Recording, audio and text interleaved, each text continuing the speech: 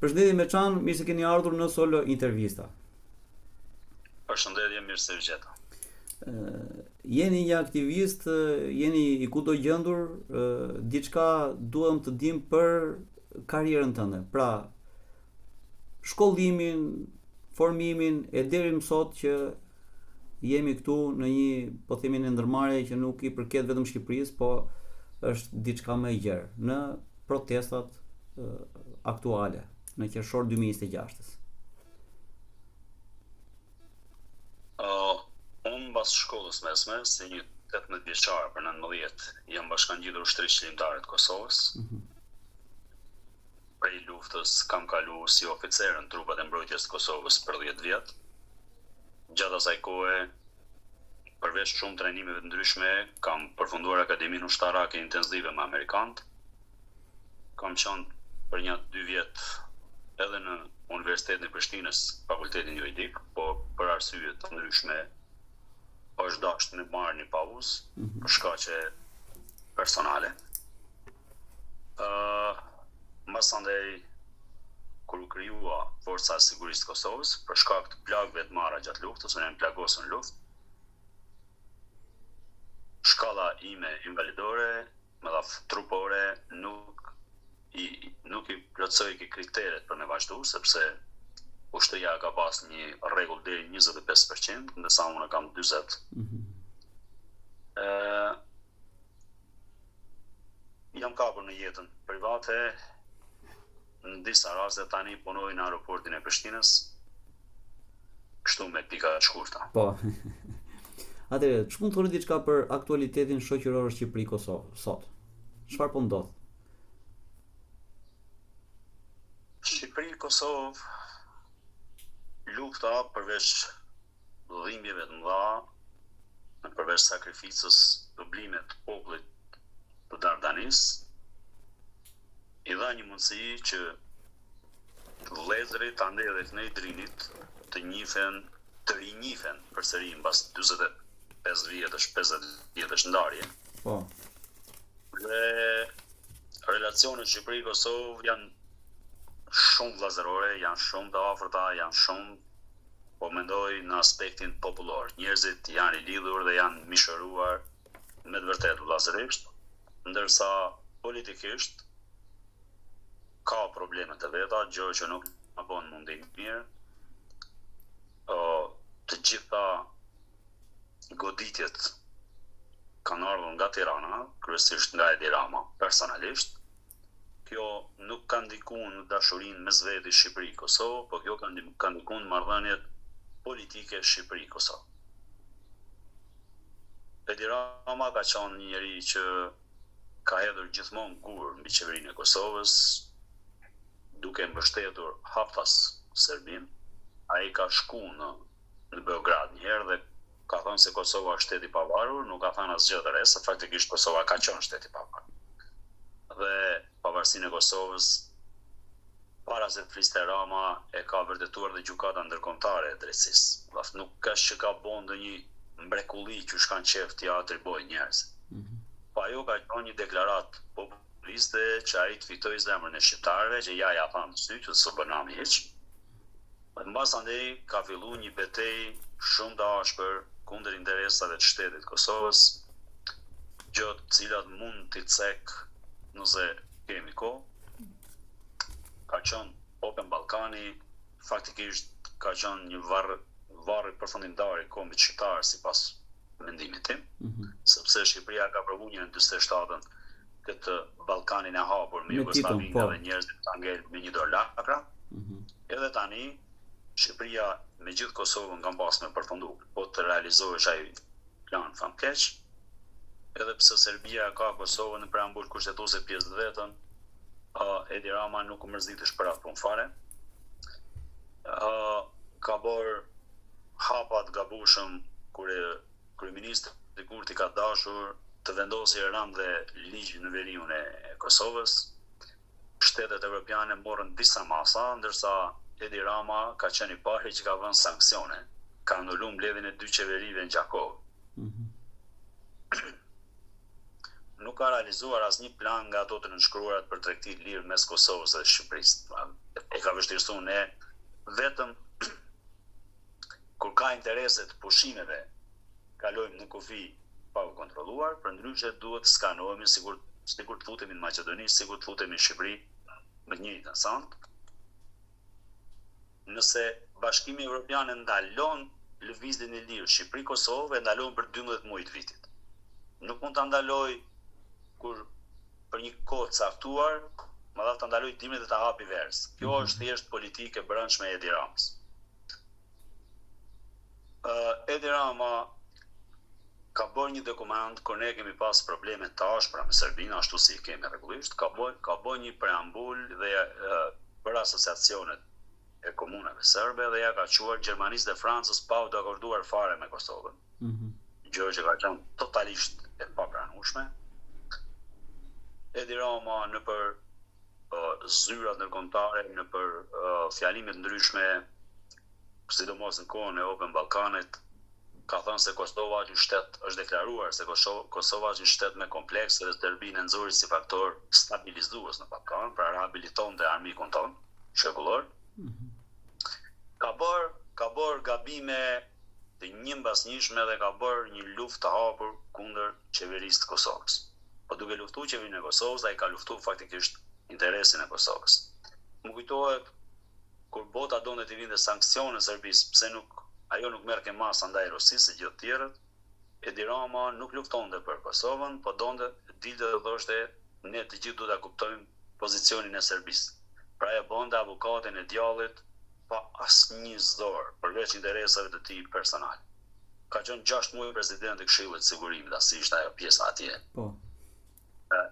Edhe ata e ka shfrytzuar për mi dalë në krah Serbisë, nuk ka bo asnjë gjë të mirë përveç deklaratave populiste që i kanë nxjerrë për konsum ditor. Pra, kjo është ajo lufta e ftohtë që neve na ka bërë shumë dëm, ose lufta frontale diplomatike, po mes popujve Shqipërisë dhe të Kosovës, edhe dashuria vllazëria është e paluhatshme, veç vjen duke forcuar.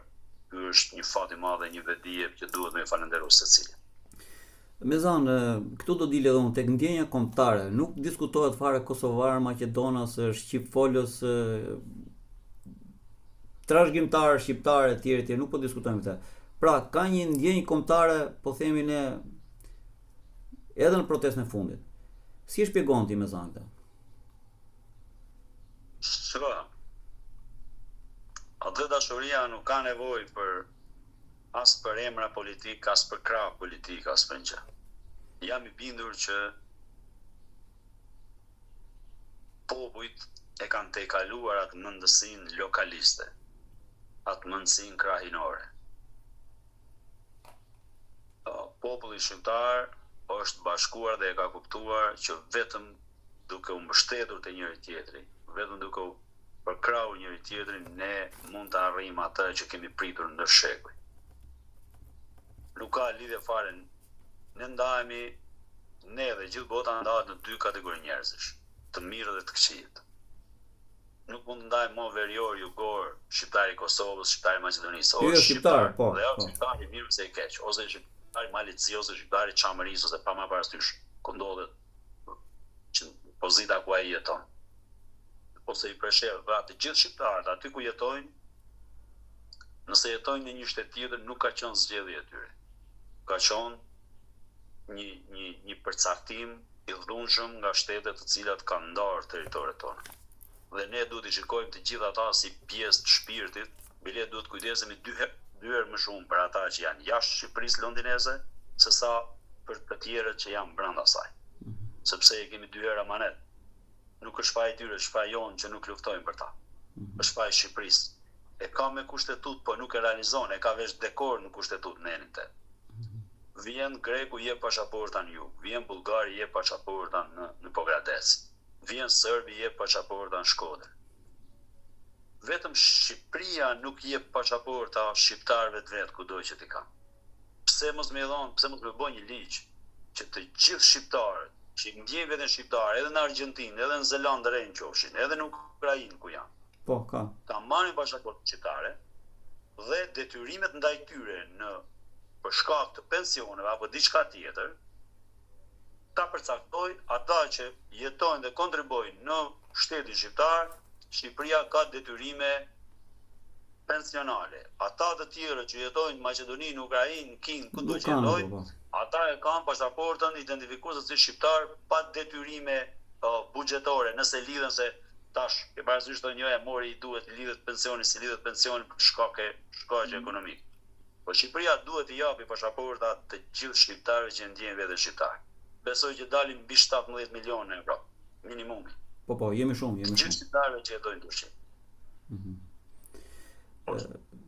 Me zanë, shikojmë një solidaritet kombëtar, po themi në të shtunën vinë nga ata që janë nisur nga Anglia dhe nga shtetet tjera europiane. Prapë kam një pyetje për ty edhe për publikun. Po ti do t'ia thuash publikut. Pse vjen pikërisht në këtë moment caktuar të historisë Shqipërisë 2026, në qershor 2026, ky solidaritet nga Zelandere, nga Kölni, po thuajse nga gjithë bota. Pse? Po sa është ajo që thash, pra, është ajo vetdia, është ngritje e vetdijes shqiptare. Më mund po të ndodhte para 10 vjetësh ose 15 vjetësh. Shqiptarët ishin shumë indiferent. Ne ishim. Unë nuk kam qenë, po kam parë njerëz që kanë qenë shumë indiferent. Edhe kur bisedoj e që më duhet mua, unë shikoj punën e mia, që më duhet mua nuk rregullohet. Ka qenë një vetbesim i vrarë. Ka qenë një logjik shumë mjerane. Edhe ka qenë dëshpëruese kur i dëgjoj. Se i shikonin popujt e tjerë, për shembull, ne kemi parë protestat në Francë, që e kanë djeg Parisin pse u rrit nafta 2 cent. Jo, të ne e kanë ngrit naftën sa ka pas qef, e kanë shkel popullin që shkan desht. Bile kjo indiferentizëm e ka bo pikërisht Edi Rama. Me fillu dikur me trajtu popullin, nuk mujme thana si baktisë edhe ndaj baktisë tregon dashuri pronari, zotëria. Për shumë unë e kam një qanë në shtëpi për Gdheli njerë, ja buk, rrija aty me ta, derisa han, e për Gdheli prap, edhe i tregoj që nuk kam me shumë respekt, besom që ja bëj këtë trajtim, edhe e le që ai të ndjehet mirë. Jo, Edi Rama nuk e ka trajtu popullin as sikur një qanë, më besoni. E ka trajtu popullin thjesht si plashk. Ai edhe bashkëpunëtorët e tij i trajton si sklever. Populli është detyruar të duhet trokasi, edhe ai kur ai ka treguar ndonjë batutë të bajashme, ndonjë batutë ofenduese. Nuk ka një popull dinjiteshëm që i duhet troket një njeriu që ofendon. Edhe tash aty i ka rënë një lloj bombe, një shok bomb. Se ai ka menduar që po me këtë popull tallu si dush, po çfarë dush, se këta janë delet e mia, që do futen atë vallë që dhe mund dhe do ecën atë drejtim që dua unë, përndryshe se ta nuk din të mendojnë ndryshe. Tash do rruga në borë, mirë po nuk jemi ne fajtorë që jemi ngritur. Fajtorë është ai që na ka detyruar të ngrihemi. Unë me dëshirën time, sot do isha pranë familjes në Kosovë, se unë jetoj në Kosovë prej luftës, do isha duke marrë me punët e mia, por ai më ka detyruar ndër vite dhe falenderoj popullin që është zgjuar nga gjumi letargjik 36 vjeçar mas pakti, dhe është ngritur në kam të largoj një qeveri mikse. Se në Shqipëri është një qeveri mafiozo pushtetare. Mafia e veshur me petkun e pushtetit. Për shembull, ka ndodhur një rast, tregoj gjëra personale, ku faktikisht ka ndodhur një rast në Fier dhe unë kam qenë në atë moment kam qenë në aeroportin e Shkupit. Shkon, ma qoj njësin speciale, ma arrestoj një vlla. 9 orë e marrin një dhojnë ajeti me qanzode, dhe jo, unë jam gramoze, e marrin 9 orë e mbajnë. Pa asnjë gjë, ai është bujk vllai. Punon me sera, punon edhe kështu mirë, është plakash, është njëri thjesht, njëri djersës. E kanë mbajt 9 orë në burg, kur më ka thirr, i kam thënë, a ke bot, ai më thotë ti ke bën angjoni, thosh atë, ti ke bën angjoni, se unë jam Shkup çalli ke. Po kanë ardhur për ty, po më kanë marrë mua. Po atë ka marrë shteti, janë mafia orë. jo shteti, po si morë shtetit ka marrë ty për mua. Nuk e kuptoja si e merr. Pra, edhe nëse është një fëmijë 9 mosh, shkon bisedon shteti me prindin e thirr. Po unë kisha kryer ciklet e luftës ato ushtarakut e gjitha. Dhe shkon shteti e merr vllajën peng. Tash kësaj radhe që kam qenë në protest dhe kam cilësuar Edi Ramën si Ceausescu, sa ai është si Ceausescu, i Rumanisë. E kanë çu policin e zonës, një viktim, me 2 agent civil nga Tirana. Edhe shkojnë i bëjmë presion vllajt, fëmijëve të tij, gruas të tij. Dhe kur ju thotë ajo, me çan zot ajo është në Kosovë, jeton, nuk jeton këtu. Dhe tani për momentin është në Tiranë, ju e keni parë, çfarë kërkoni këtu? Duhet flasim me ata, duhet flasim me këta dhe nuk i largohen absolutisht 1 orë sillen vërtet. 1 orë i mbajnë në presion komplet familjen. Unë jam në Tiranë. Besoni mua më gjon të sheshi Gjergj Kastrioti, më gjon në disa vende të Tiranës duke pi kafe me shoqëri. Nuk më ka thirrur në stacion. Të më thrasin në stacion, ju shkoj në stacion, nuk e kam fare problema në pjesë. Derisa jam detyruar me ju çu fjalë, kam thënë më keni ardhur në shtëpi, nuk më keni gjetë, do t'ju vi në shtëpi, do t'ju sqaroj. Po të më kishte thirrur stacion, do ju vija në stacion. Atëherë kanë filluar këto muhabetet me pleqnar. Unë se kuptoj pse shteti të nisi një bisedë, të nisi një presion mafioz. Bëu institucionalist, jam aty të përgjigjem. Kam bashkëlet ligjit, jam i gatshëm të përgjigj. Ky është Edi Rama. Për këtë është mbledhosur populli. Këto forma bizare nuk i duron dot më njerëz. Nuk ka më të bëjë me Zvërnesin, s'ka më të bëjë me Rjollin. Ajo ka qenë kur e kam cek lëkura e leprit mbi shpinën e devës, ata që e din këtë histori e din. Për ata që se din, pe shpjegoj pika shkurta. Një tregtar shumë tamaqar si Edi Rama që ka dash me glabëru gjithçka, duke udhëtuar me devën ka çdo gjë që ka gjetë mirja ka ngarkuar në kurriz. Edhe ndërkohë e vret një lepër. E ha mishin dhe thot ta marrë dhe këtë lëkurën se ndoshta shitet në treg. Kur ja ngarkon lëkurën, devja rrëzohet. Edhe thot si ka mundësi lëkura e leprit të rrëzojë devën. Nuk e ka rrëzuar lëkura e leprit. Ajo ka qenë e ngarkuar me ditë të tëra. Edhe ky popull është i ngarkuar që 36 vjet. Zvërneci, flamingot, këto nuk janë mo tash asnjë. Populli i ka ardhur shpirti me dal, ka shpërthy edhe kjo punë është kry. Unë lutem me shpirt që protesta mos të eskaloj, sepse nuk kemi shqiptar tepër, jemi shumë pak ashtu kështu. Nuk dua as të lëndohen se mos se vend Zoti që të ketë viktima. Por siç po shihet nga reagimet e Romës, ndoshta një ditë mund të vijë dhe në ato pika për të cilat sinqerisht nuk e them veç kështu deklarativisht, por sinqerisht nuk jam për me kalu në një protestë të dhunshme, edhe pse i kam bërë vrejtje edhe e kam folë që mos na detyroni të ndrojmë metodë. Nuk ka qenë me nxit njerëzit, por dikush do të ndrojë. Ne kemi pas shpeshherë kërkesa për me kalu në një plan tjetër të protestës. Besoj që kemi luftuar me mishë me shpirt me secilin me bind, ki dhe pak durim, prit edhe pak.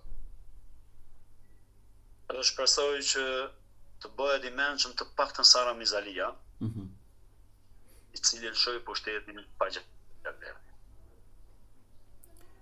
Me zanë, si e shikon të ardhmen ti? Shqipërisë. Për mendimin tim, Edi Rama ka mbaruar, nuk është më ai që ish. Protesta edhe në këtë moment më ndal, efektin e saj e ka dhënë.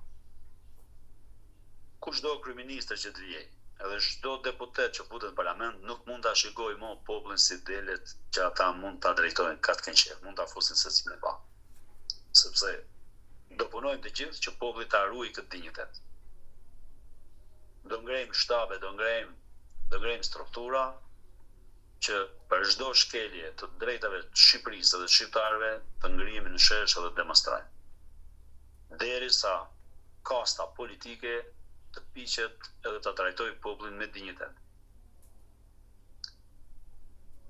Unë do kisha shumë dëshirë edhe të gjithë ne flasin duhet të ndërtohet një qeveri speciale ose teknike, si do çfarë do emri që t'i vëmë, prej intelektualëve, të cilët nuk kanë qenë të zhytur në dhumrat e politikës 36 vjeçare. Ata ta rishikojnë edhe njërë kushtetutën e Shqipërisë dhe të heqin disa nene që këta i mbrojnë, këta dhe pushtetarët që keq përdorin atë dhe të vendosin disa rregulla që t'i shërbejnë edhe shtetit edhe popullit, se deri tani rregullat ju kanë shërbyer vetëm pushtetarëve. Krimi më i madh që është bërë në kushtetutën shqiptare është largimi i ligjit për trafikun kombëtar. Pra kushtetuta shqiptare nuk ka ligj që sankcionon trafikun kombëtar me dënimin e merituar. Këta kanë heqë një ligj për me ia zgjidhur durp vetës me vepru të lirë. Pra, në Shqipëri arrestohet një njeri nëse nuk ka paguar energjinë elektrike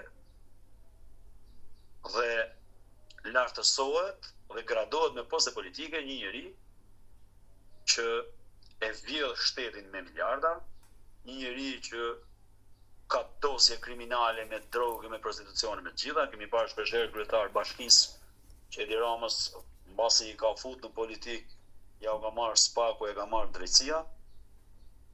Dhe kjo ka qenë të shpëruese. Janë 1 milion arsye pse populli është në shesh. Dhe 1 milion arsye pse aty janë të gjitha shtresat e shoqërisë. Dhe janë 1 milion arsye pse ne nuk tërhiqem dhe nuk mendojnë më të rreq derisa ta tërhiqet kryeministri Edi Rama. Ajo që lutemi është mos të ketë gjakderdhje. Aty del flet gjithkush, jep mendimin e tij personal, dije kam bërë thirrje për gjakderdhje. Jam kujdesur personalisht që t'i ndalet zëri dhe e kam zbrit nga shkalla. Filloj nuk u artikulova, e kam thënë nuk e që artikulohesh. Ti je qytetar që jep mendimin tënd, tregoje brengën, por nuk mund të bësh thirrje prej foltores për gjakderdhje. S'mund të bësh. E kështu me këto punë, me këto gjëra ballavaçovi nuk është e lehtë. Po. Nëse dikush mendon që është privilegj, nuk është privilegj, është e gjitha sakrificë, cilën e kemi marrë parasysh edhe i qëndrojmë bindshëm. Keni dhe komplimentat e mia për këtë punë, është një punë base e padukshme, do të thotë të marrurit me sigurinë e një proteste, organizimin e një proteste që normalisht nuk është se ka një drejtues të veçantë. Pra, unë e vlerësoj dhe nga ana e sigurisë, menaxhimin e një proteste. Unë personalisht si qytetar jap vlerësimin tim për grupin tuaj, grupin organizatorëve. Me zan, jemi në fund bisedës. Kemi thënë shumë gjëra, po një mesazh për shqiptarët. Çfarë mesazhi keni? Vëllezër, fëmijë të gjakut, të ADN-s shqiptare. Për çdo ditë duhet të jemi më shumë në shtet, në shesh, për të arritur qëllimin e dorëheqjes pa kompromis të kryeministrit Edi Rama. Unë personalisht kam qenë personi që ka udhëtu ekstra nga Kosova në 2013, ja kam dhënë votën duke menduar se ai do të silli diçka të mirë për shtetin. Dhe ashtu si kam ardhur në protest, do kisha ardhur me shumë dëshirë për diçka tjetër, për të ndihmuar avancimin ekonomik apo gjithçka tjetër. Faktikisht e ka keq përdor pozicionin e tij, ka keq përdor votën tonë dhe e ka dëmtu kombin tonë. Të mblidhemi për çdo ditë më shumë ta largojmë. T'i lejmë idhujt individual. Nuk mbahet shteti me një njeri. Nuk mund të thirremi se jo, por ky mbaroi Shqipëria, absolutisht hiç. Populli, vendi, shteti kanë nxjerrë njerëz të mirë dhe ka dhe do të ketë gjithmonë. Të shërohemi nga ramizmi dhe berishizmi, nga sindroma e kultit të individit, të besojmë në shoqërinë tonë, ka njerëz që do t'i bëjnë. Personalisht ju garantoj edhe për kësaj interviste ju kam thënë gjithë tjerëve, unë nuk bëj pjesë tek elita intelektuale. Unë bëj pjesë tek ana ushtarake, tek ana sigurisë. Asnjë pretendim nuk e kam. Në momentin që bie Edi Rama, unë i për makinës shkoj në Kosovë. Po deri atëherë duhet jemi për çdo ditë edhe më shumë njerëz në shesh. Vetëm të guximshmit e bëjnë ndryshimin dhe të guximshmit e shijojnë lirinë. Një popull është i rrezikuar vetëm atëherë kur nuk rrezikon më. Pra rreziku jon nuk është nëpër masa jetësore, rreziku jon është thjesht t'i themi kultit të individit boll. Boll është boll, tash është momenti ti të largohesh, t'i hapësh rrugën dikujt tjetër. Çdo lider botëror që qëndron më shumë se 2 mandate në pushtet i lind dëshira për të qenë diktator. Edi Rama dikur mendonte se Shqipëria pa ta nuk ekziston. Ai ndoshta edhe sot ka dëshirë, por nuk është e vërtetë. Shqipëria ka ekzistuar mira vjet dhe ekzistoi edhe më mirë mbas rrëzimit të Edi Ramës. Të gjithë të sheshi sot në orën 7. Të falenderoj me thanë, të uroj sukses në punën tënde, të palodhshme edhe të vështirë. Faleminderit. Faleminderit, respekt.